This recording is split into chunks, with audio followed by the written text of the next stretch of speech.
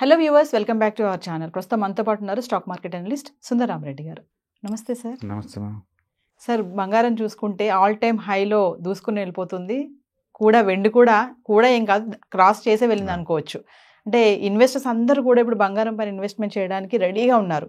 ఎందుకు ఇంత హైలో వెళ్తుంది అంటారు? ఇది అంటే చూసుకుంటే 1,00,000 దాటే దిశగా కూడా వెళ్ళవచ్చు అంటారా? ఒకసారి సో బేసికల్గా ఎవ్రీ ఇయర్ యావరేజ్ మీద ఒక 10,000 పెరుగుద్దండి పర్ 10 గ్రామ్స్కి. అది మామూలు విషయం, లాస్ట్ 4-5 years నుంచి వస్తున్నాం. సో బేసికల్గా ఈ సంవత్సరం అవును జాక్పాట్ అండి గోల్డ్ ఇన్వెస్ట్ చేసిన వాళ్ళు. ఇంటర్నేషనల్ లెవెల్లో అయితే 40% దాకా వచ్చింది. ఇండియాలో కూడా ఈవెన్ 27% దాకా వచ్చింది యావరేజ్ మీద గోల్డ్ మీద. One of the best year అనమాట గోల్డ్కి అయితే లాస్ట్ 4-5 yearsలో చూసుకుంటే కనుక. డెఫినెట్గా ఈ ఈక్విటీలో ఉన్న వాలటైలిటీని మనం యావరేజ్ అంటే తగ్గించుకోవాలి అనుకుంటే కనుక గోల్డ్ ద్వారా దాన్ని బ్యాలెన్స్ చేసుకోవటం బెటర్ అనమాట. అందుకని మల్టీ అసెట్స్ ఉంటే ఈక్విటీలో ఉన్న వాలటిలిటీ బ్యాలెన్స్కి బాగుంటుంది అనమాట. ఈ టైంలో మనం అది క్లియర్గా ఇప్పుడు కనపడుతుంది. లాస్ట్ 2-3 months నుంచి ఈక్విటీ ఎప్పుడైతే బాగా డౌన్ అవుతుందో, గోల్డ్ అయితే ఎప్పుడైతే ముందు పడటం స్టార్ట్ అవుతుందో, రెండు బ్యాలెన్స్ అయిపోయి డౌన్ ట్రెండ్ రిస్క్ బాగా తగ్గిందనమాట. అందుకని ఈ సంవత్సరం మల్టీ అసెట్స్ మ్యూచువల్ ఫండ్స్ అన్ని కూడా యావరేజ్ మీద ఒక 17-18% దాకా ఇచ్చింది అనమాట. మొత్తానికి గోల్డ్ లాస్ట్ కపుల్ ఆఫ్ ఇయర్స్తో పోల్చుకుంటే this year the best one అనమాట. బహుశా గోల్డ్ సిల్వర్కి సంథింగ్ దినో అనమాట. ఏదో నెక్స్ట్ 1 yearలో వచ్చే వాలటిలిటీ కావచ్చు, లేదా అన్ప్రెడిక్టబుల్ థింగ్స్ ఏదో జరగబోతున్నది గుర్తు అనమాట. ఇది ఇంత ఫాస్ట్గా మూవ్ అవడానికి మొత్తానికి మనం హిస్టారికల్ డేటా చెక్ చేసుకుంటే కనుక 3rd బిగ్గెస్ట్ బుల్ మార్కెట్లో ఉన్నాం. ఇప్పుడు మీరు కనుక మన గ్రాఫ్ చూసామనుకోండి, ఈ బుల్ మార్కెట్ స్టార్ట్ అయ్యింది 2017లో అండి. అప్పుడు ఒక్కసారిగా 2400% పెరిగింది. అప్పుడు దాకా గోల్డ్ సైలెంట్గా కామ్గా సైడ్వేలో ఉండే గోల్డ్ కాస్త సడన్గా లైవ్ వచ్చి దానికి పెరగడం స్టార్ట్ అయింది బాగా. అంటే ఎక్కువ మంది ఇన్వెస్టర్స్ గోల్డ్ ఇన్వెస్ట్ చేయడం బీన్ చేసింది 1970. అప్పుడు పరిగెత్తిన గోల్డ్ 2400% పెరిగిందండి విత్ ఇన్ డెకేడ్లో. తర్వాత మళ్ళీ రెస్ట్ తీసుకుంది. మళ్ళీ రీసెంట్గా అమెరికన్ రిసెషన్ అప్పుడు 2008 అప్పుడు మళ్ళీ బీన్ అయింది. మళ్ళీ 3rd బిగ్ వేవ్ ఇప్పుడు స్టార్ట్ అయింది, 2024లో స్టార్ట్ అయింది. అందుకని మన 3rd బిగ్గెస్ట్ బుల్ మార్కెట్లో ఉన్న గోల్డ్ డెఫినెట్గా ముందు రోజుల్లో ఇంకా ముందు పోద్ది. మీరు అన్నట్టు 1 lakh ఈ సంవత్సరం రావచ్చేమో కానీ నెక్స్ట్ ఇయర్ అయితే పక్కా.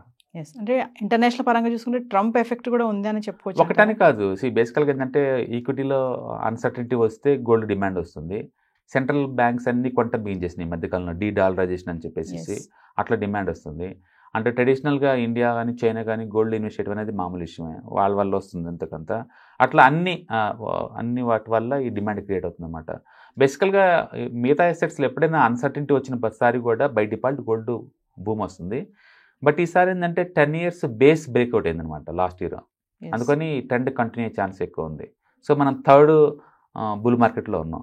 ఫస్ట్ బుల్ మార్కెట్ అప్పుడు 2400% వచ్చింది. తర్వాత బుల్ మార్కెట్లో 900% వచ్చింది. ఇప్పుడు 3rd బుల్ మార్కెట్ కాబట్టి ఎంత వచ్చిందో మనం చూడాలి. అండ్ ఇండియాలో ఉన్న అడ్వాంటేజ్ ఏంటంటే, ఇండియాలో మల్టీ అసెట్స్ అంటే రియల్ ఎస్టేట్ నెక్స్ట్ గోల్డే. అందుకని ప్రతి ఒక్కరు బెనిఫిట్ పొందుతారు అన్నమాట ఎంతో కొంత. ఉన్న అసెట్స్ ఇండియాలో ఉన్న గోల్డ్ వాల్యుయేషన్ ఒకసారిగా 27% పెరిగింది అంటే ఎంత పెద్ద వెల్త్ క్రియేషన్ ఊహించండి. ఇప్పుడు గోల్డ్ పరంగా ఇన్వెస్ట్మెంట్ చూసుకుంటే సార్, సిల్వర్ కూడా అలానే ఉంది కాబట్టి 98,000 దాటేసింది కాబట్టి సిల్వర్కి ఇన్వెస్ట్మెంట్ పరంగా చూసుకుంటే సార్ మరి ఈ రెండు కూడా అండి, రెండు ఇండస్ట్రీ అంటే సిల్వర్ ఇంకా ఇండస్ట్రియల్ యూటిలిటీ ఎక్కువ ఉంటుంది. ఇంకా గోల్డ్తో పోల్చుకుంటే అది కొంచెం స్లోగా ఉంది, కానీ యాక్చువల్గా సిల్వరే ఎక్కువ పర్ఫామ్ చేయాలి. మొత్తానికి ఈ రెండు మెటల్స్ కూడా ముందు రోజుల్లో ఇంకా ఎక్కువ పర్ఫామ్ చేసే ఛాన్స్ ఎక్కువ ఉంది. ఈక్విటీ ఎంత అన్సర్టనిటీకి గురైతే ఇవి అంత ఎక్కువ పర్ఫార్మెన్స్ చేసే ఛాన్స్ ఉంది. సో నార్మల్గా అయితే ఇయర్లీ యావరేజ్ ఎక్స్పెక్టేషన్ 10-12% పెట్టుకోవచ్చు, కానీ బట్ 24 మాత్రం one of the luckiest year for the gold ఇన్వెస్టర్స్కి. ఎందుకంటే 27%. సిల్వర్ ఎందుకు సార్ ఇంతగానంగా పెరుగుతుందంటే రీజన్స్ ఏముండొచ్చు అంటే? బేసికల్గా ఇండస్ట్రీ చాలా ఎక్కువ, ఎలక్ట్రికల్ వెహికల్స్లో అట్లా చాలా వాటిలో వాడతారు. ముందు ఈ ఆర్టిఫిషియల్ ఇంటెలిజెన్స్ అని ఎలక్ట్రికల్ వెహికల్స్ వాటికి ఎక్కువ యూసేజ్ ఉంటుంది కాబట్టి వాటిలో ఈ కండక్టర్స్ వాటికి బాగా వాడతారు సిల్వర్. రెండోది మైనింగ్ యాక్టివిటీ బాగా తగ్గి సెకండరీ మార్కెట్లో ఉన్న సిల్వర్ గోల్డ్కి డిమాండ్ ఎక్కువ అవుతుంది అనమాట. అట్లా ఓవరాల్గా ఇది బాగా ముందుకెళ్తుంది. కమింగ్ టు ఇంకా బడ్జెట్ కూడా రిలీజ్ అవుతుంది, తర్వాత గోల్డ్ ప్రైస్ ఎలా ఉండకపోవచ్చు అంటే 1,00,000 వరకు వెళ్ళిపోతుంది అని అంటే ఏం చెప్తారు? 1 yearలో 1,00,000 అనుకోవట్లేదు, కానీ అట్లీస్ట్ 2 years పట్టింది.